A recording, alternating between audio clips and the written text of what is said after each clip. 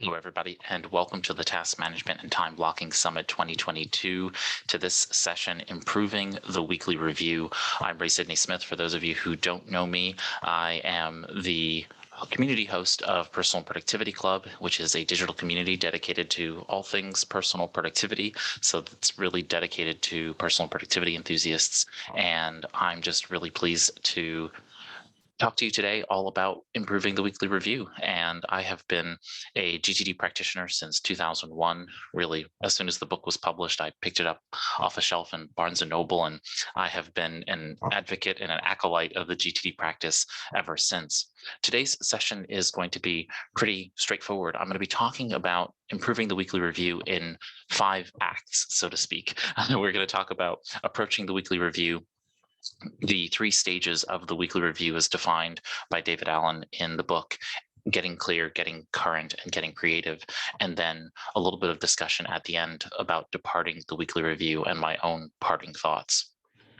So not to get too deep into the weeds here, but I wanted to talk about approaching the weekly review in a couple of different paradigms and a couple of different perspectives. For many of you, if you are GTD practitioners, you know the weekly review, and perhaps you haven't been particularly utilizing the weekly review in its most advantageous ways.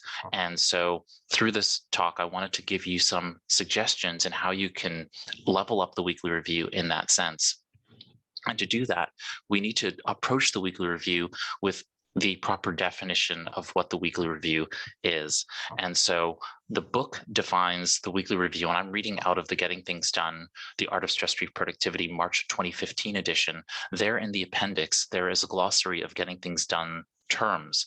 And as David Allen defines it, quote, the best practice recommended of regrouping at an operational level once a week, bringing up the rear guard by getting clean, clear, current, and creative to sustain week-to-week control and focus.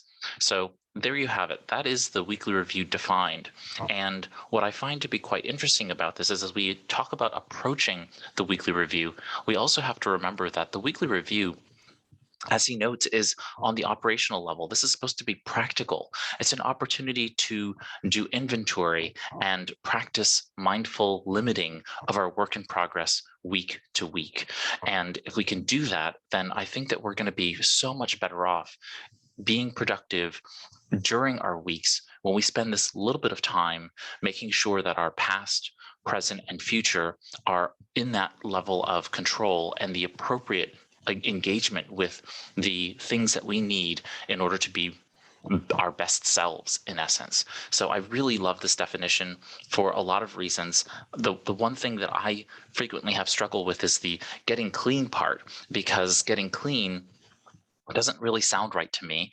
But at the same time, I understand what he means in terms of the sense of it. I get what he was trying to get at in terms of that getting clean piece.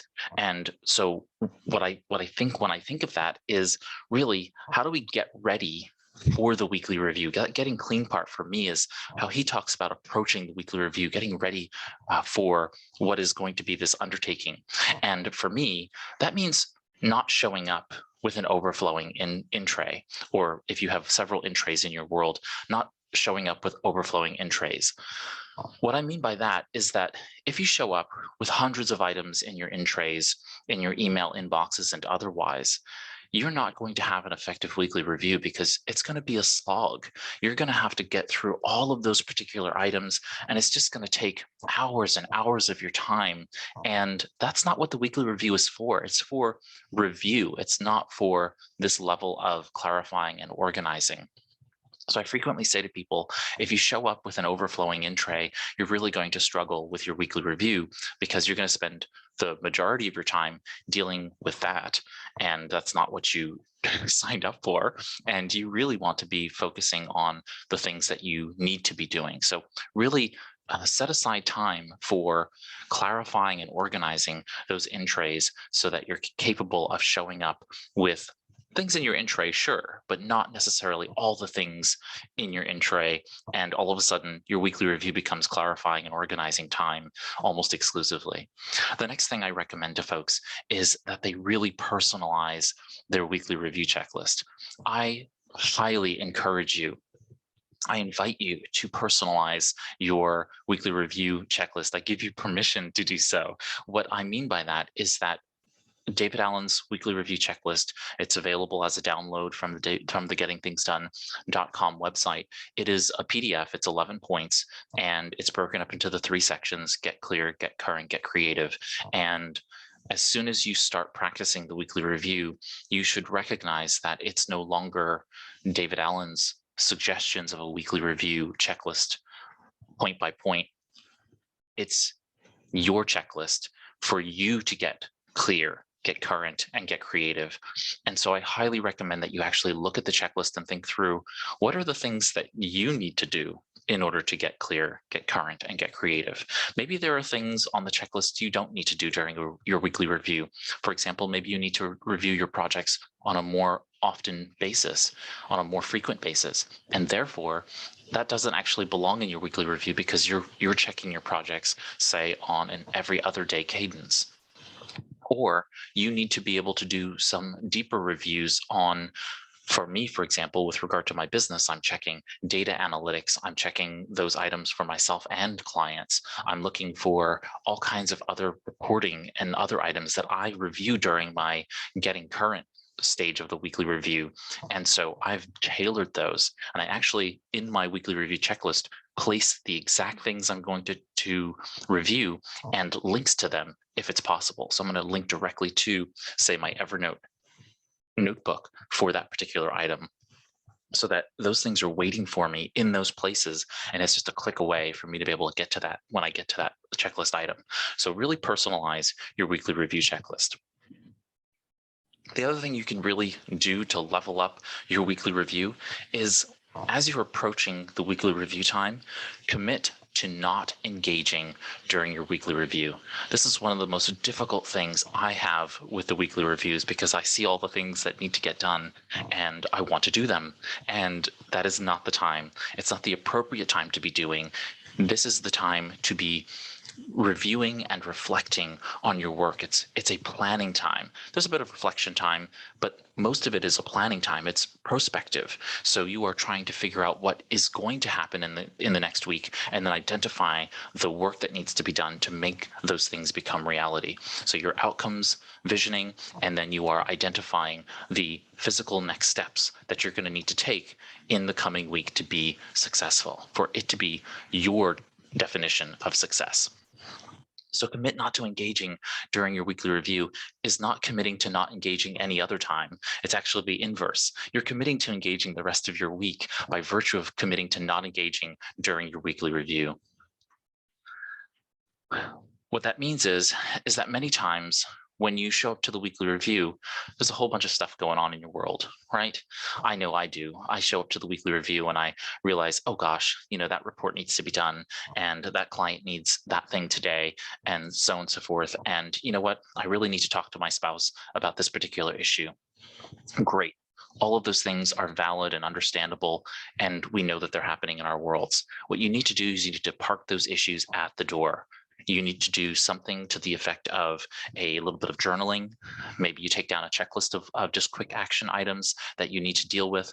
Whatever you need to do in order to be able to park those things at the door, you need to do before you show up to your weekly review. If you show up with that baggage, you're not going to be fully focused on the weekly review, and the weekly review is ultimately going to be less enjoyable. And the less enjoyable the weekly review, the more likely you are to not show up to it the next week and the week after and the week after, which is, as David Allen talks about, kind of the gift you give yourself each week. This weekly review is really a gift to you.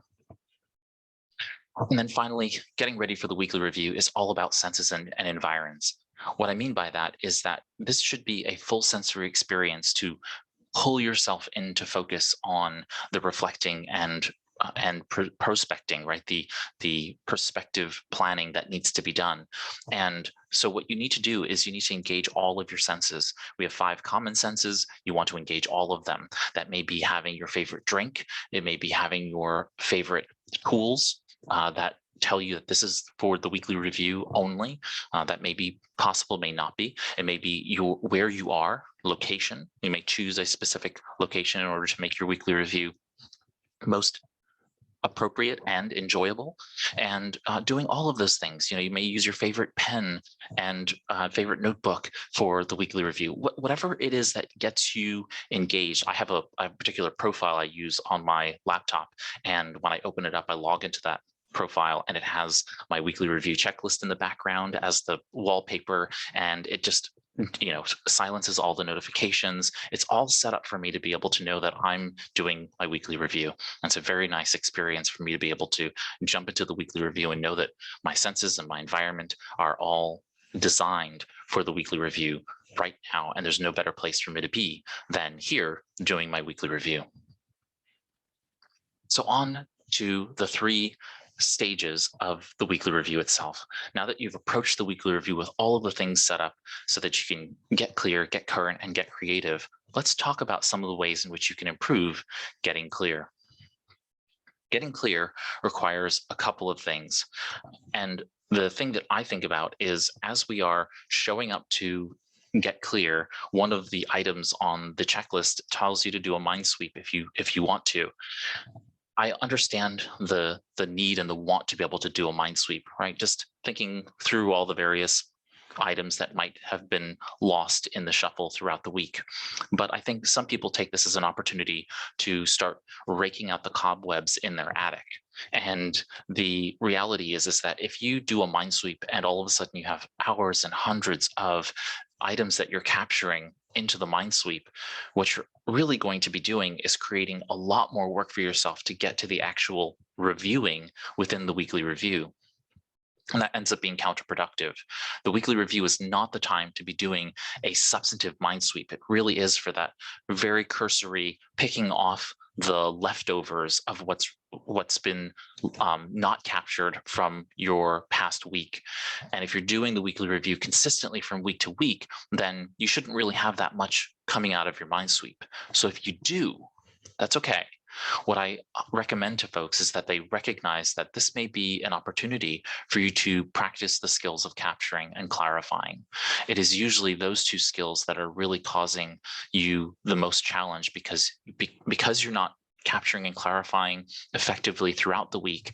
You're getting to your weekly review and choosing that time, just like clearing out your in tray and spending hours of your weekly review just clearing out your in tray and then getting it to an organized state. That's not the time.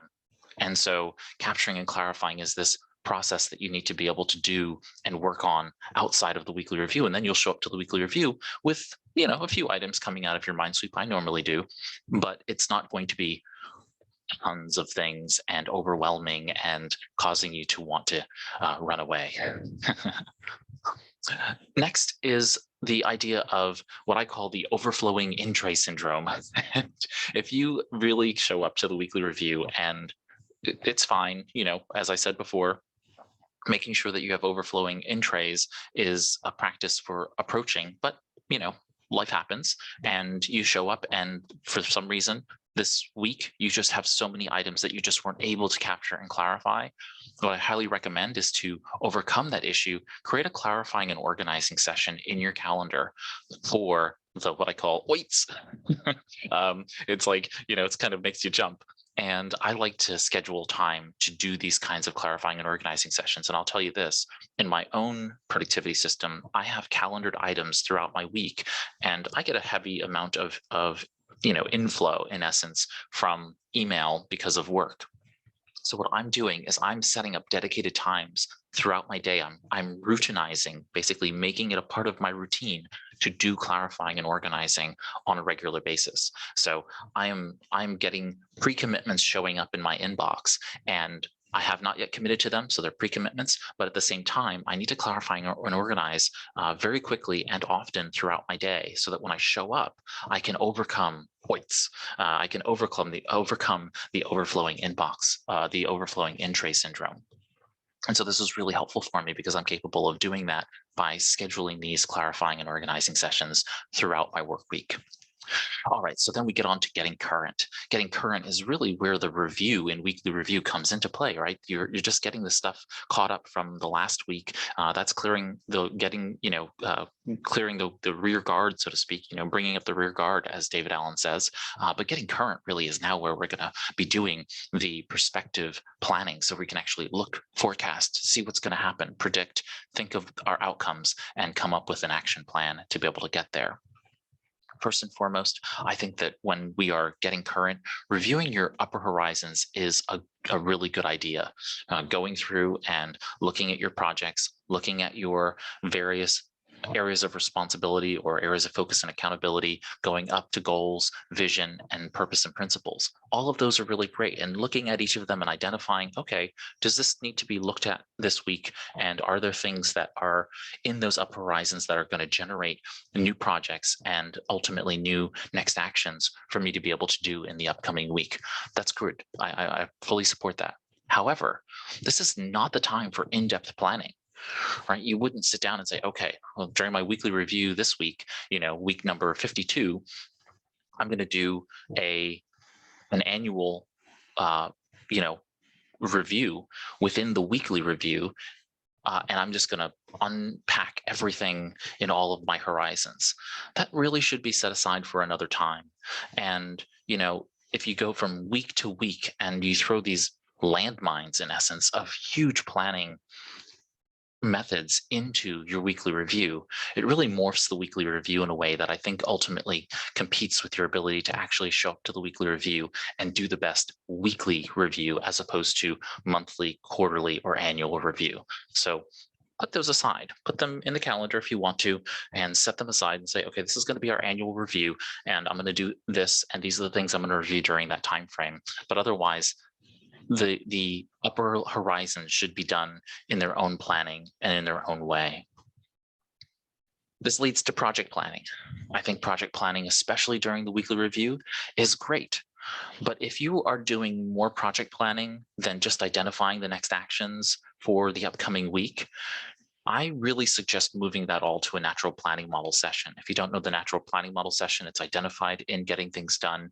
And there is a project planning triggers list, and it gives you a really great method for being able to set aside time and identify by going ahead and brainstorming, then organizing your thoughts and working through the process of identifying next actions for a particular project, right? And these are typically bigger projects than just the smaller kind of objective level projects, right? One or two actions to complete a project, and you're that's okay. That you can identify in the weekly review.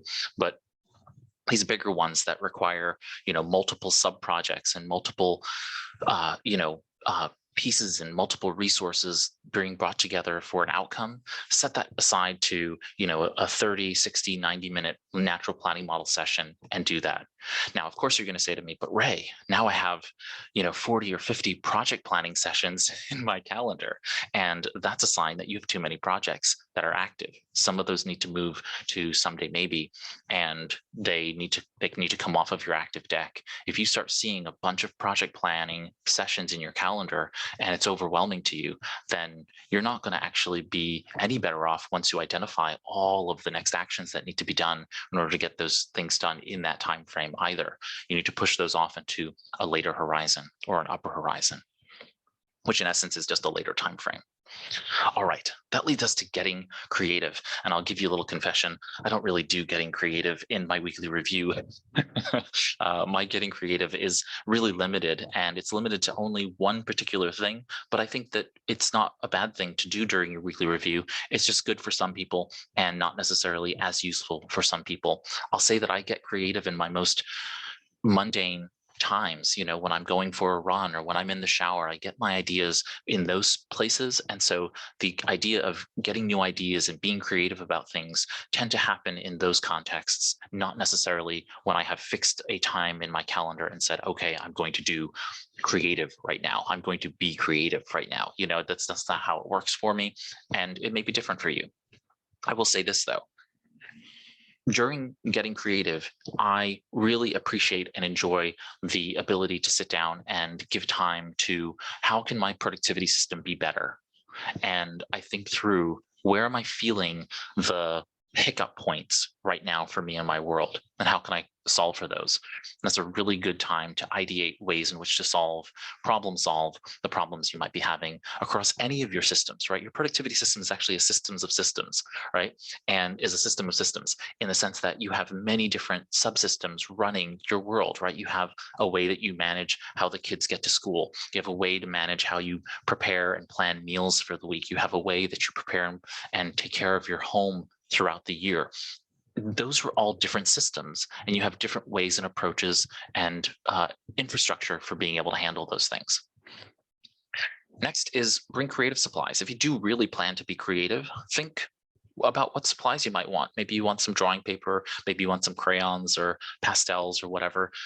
Do the things you want to do in terms of what you need to do in order to be creative. I also find that changing the environment can also be helpful when you're in the getting creative stage. For some people, that might be good. For some people, that might be difficult, but I think that sometimes a change of environment can help spur a little bit of creativity. I actually find that the getting creative for most people, when I talk to them and explain this to them, it then becomes a lot easier for them to do the getting creative piece of the weekly review, which is to think about Horizon 2. This is really the time to start thinking, how can I maintain an area of focus and accountability?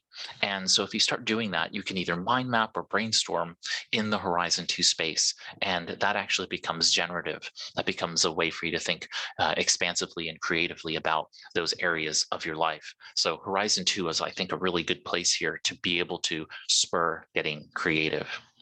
All right.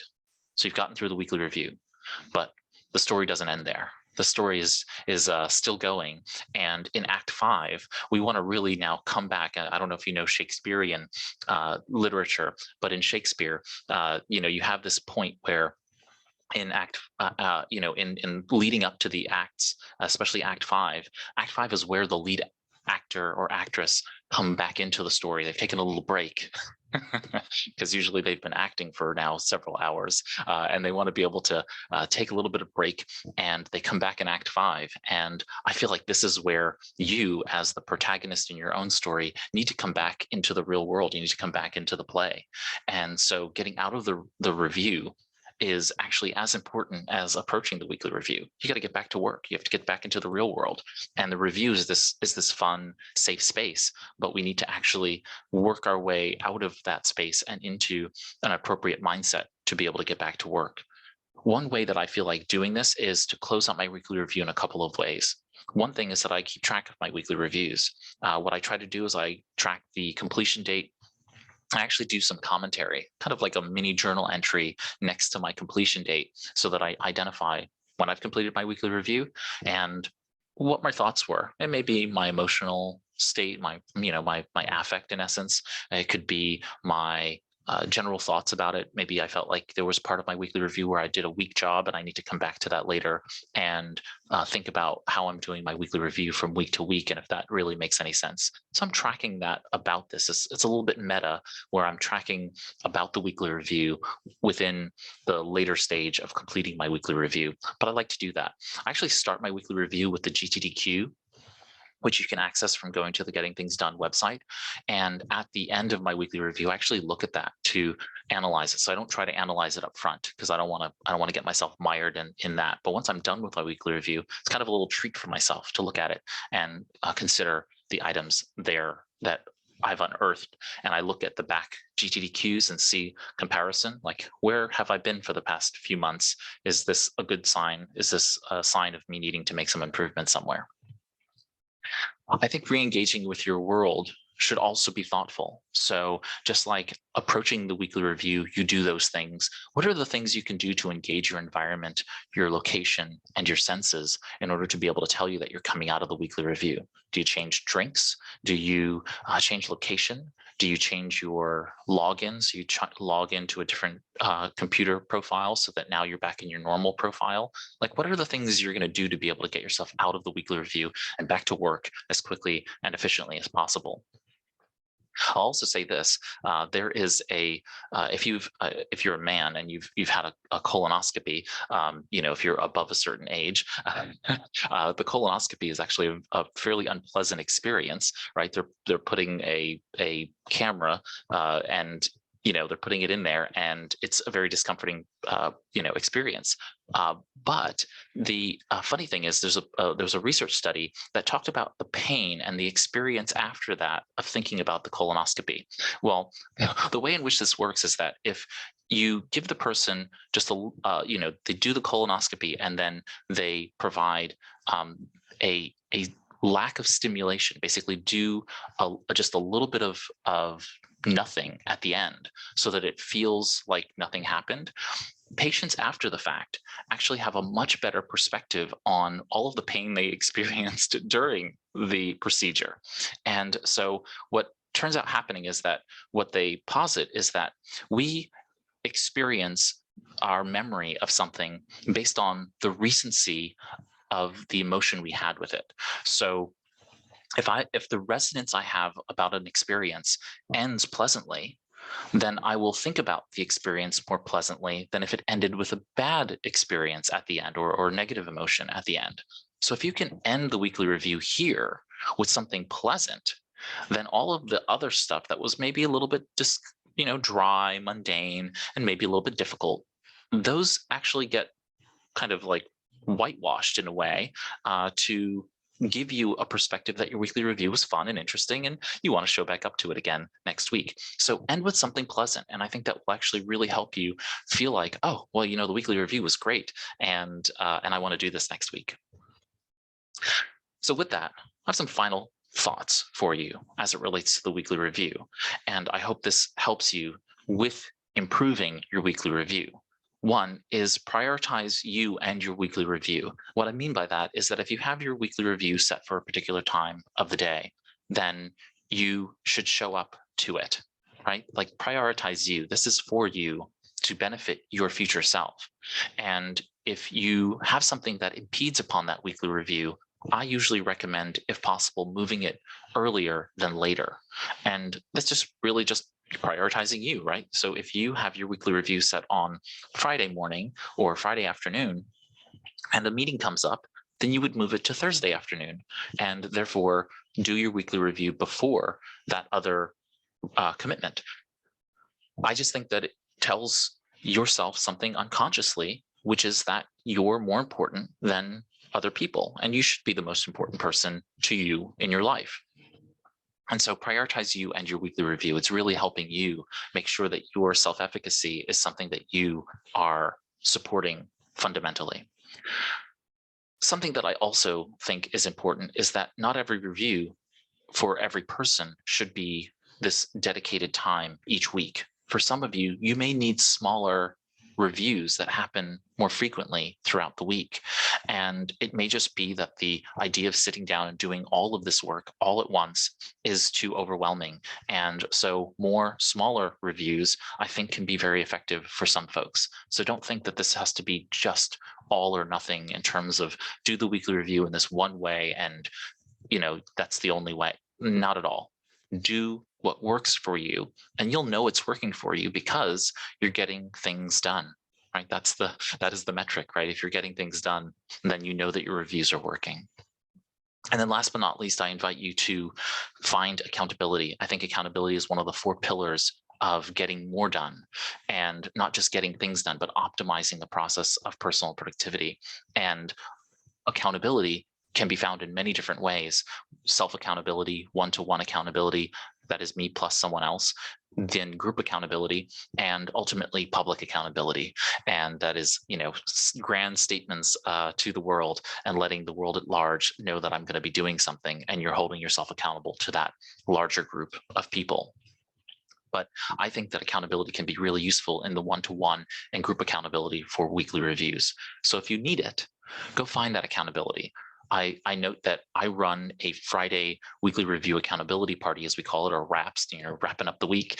The weekly review accountability party happens every week inside of Personal Productivity Club, and you're more than welcome to join us each week and do your weekly reviews with us. And so that happens on Fridays at 10:30 a.m. Eastern, and we all join video.